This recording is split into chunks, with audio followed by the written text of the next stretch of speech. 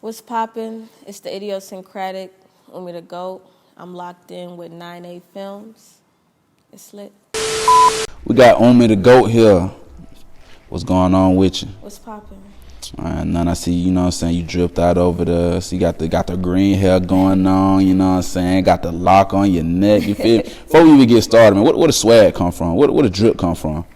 Really, me working with what I had, like, back in high school days, like, me turning into some shit I hated that my mom bought me and bleaching it and turning it into a totally different outfit. So now I'm just doing that still, even with however much money, I'm gonna probably still go to the thrift store because it's like one of a kind. Like, you're not about to see nobody in this. You feel me? I ain't gonna tell. I ain't never seen nobody in that till you stepped in here.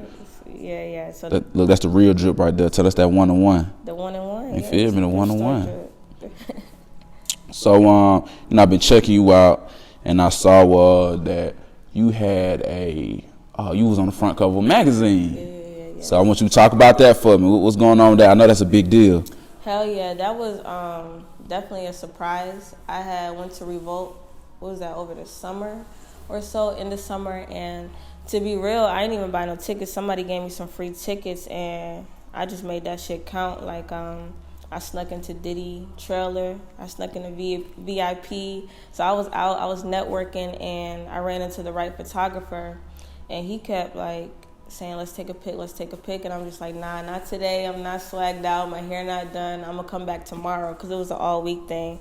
Came back the next day, ran into him, he was like, I gotta take a picture of you, so he took a pic, and I'm thinking it's for, like, Instagram type shit, and literally a month before the magazine dropped, they was hit me up on Instagram, like, I've been looking all over for you. Like, we've been looking on social media, hitting people up, trying to find you. I finally found you.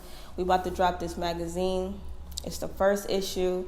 It's for Diddy's Revolt, and you're going to be on the cover. So I'm like, at first I'm like, okay, cool. I didn't actually think it was Revolt. And like the real Revolt, yeah. Yeah, I'm thinking it's like somebody independently, you know, doing the magazine based off the festival. And then the magazine dropped, and it was in the hands of people like Andre Harrell, Diddy, so on and so on. And the person over the magazine, she been pushing it. And yeah. I think I seen it on the Breakfast Club one time. Yeah, it was on the Breakfast Club. Look at her doing big things. You feel? Hey, that's a power of social media, though. No cap. Yeah, for sure. Yeah, they said they picked me out of people in New York, LA, and Atlanta. So that's just dope. That's super dope. Hey, that's like, that sound like one of them one of a kind stories. Like, you know, you can make a movie out of that. Like, what happens when an aspiring rapper comes up to the Revolt, and they sneak into the, you know what I'm saying? That's like a plot for a movie right there. Yeah, that's what I was thinking. I was like, I've always like been into like interviews and watching artists and stuff. So I was like, I finally got that story. I could fucking. Look, she was ready to tell that story. Like, I got that. Hey, when I go down in history, that's the one right there. So, like I said, I see you all, you know, you dripped out and everything like that. So, do you have any like artists that you really like or that you really look up to, or that kind of helped you with your style or anything like that? Unconsciously, I just realized I remind myself a lot of Missy Elliot, only in the way of she made sure she put on something that, again, nobody has. She made sure that it was like some wild shit. So I feel like when I go to events, I make sure I got on some shit that people gonna be like, who is that? Like, I need to talk to her and figure out what the fuck she do. So hey, that's funny, because I was thinking Missy in my head the entire time. Then when you said it, I'm like, okay, look, at least I was on the right path, because I was for sure thinking Missy. Yeah. I've been getting that a lot too, so that's definitely a.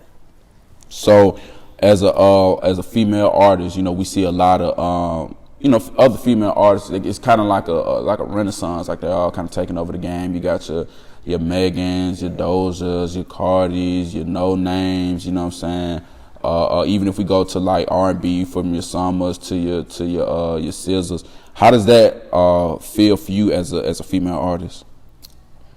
It lets me know that women can basically do anything. At first, coming into this, I was thinking I was going to have to go through a lot of hoops, a lot of guys telling me what I can and can't do, but It's women like them that's taking control of their artistry, what they look like, their music, and going crazy with the streams and tours and building their own fan base basically off of social media. So I know based on them that I can do it without the big ass labels, at least yet. But the big ass labels, the investors and all that, I could do it solely off social media and solely off people just fucking with the vibe. So definitely that. Yeah, that's true. That's true. So, as for someone who hasn't, heard your music, how would you define yourself as an artist? I definitely make music for the stuff that you be thinking in your head that you don't say out loud. Yeah. So I call it idiosyncratic music. So basically when I go in the studio, I say fuck the engineer, I'm about to engineer. I say fuck the person who's telling me I need to sing on key or rap at a certain cadence or whatever. I'm gonna just go in there, be a rebel, and do what I feel, make whatever song that the beat basically leads me to. So I got you. So you say you define it as idiosyncratic music. yeah. So define idiosyncratic. I'm gonna have to put you on Front Street. I need that definition. I would say it's like a futuristic groovy. Like I like the music that make you want to dance and move. Yeah, happy and, music, because like for a while I've been on the sad music. Like it's been making me feel sad. Like it's been making me want to do fucking drugs still, and I'm just like, I'm trying to get away from that, trying to look at a different way of life and just shit. If I could do that through music, make some happy ass music and make niggas want to dance again, or make niggas want to I don't know, be happy. I feel like all this music make you want to cry and be depressed. So you feel me? Everyone hears somebody I can dance and move around, so I ain't trying to be, sad all the time. Exactly. I got you on that. So you think that when you make your music, it's really just depending on your mood? Yeah, for sure. Most of the songs that I come up with basically is I'm in the crib and I come up with a melody and I'm singing, or I make a song out of everything. Like no matter what I'm doing throughout the day, it's a song about it. Like right. I'm one of those people that's annoying as hell, because you'll say a word and I'll make a song about it. So usually that's how the most 5 songs come out. Like 2020, I literally was freestyling, playing around, and I was like, wait, hold up, that shit hard, and end up making a song. Like the whole song is kind of off, like as far as like the way it sounds, is because it literally was a freestyle. Yeah. On the floor in my house.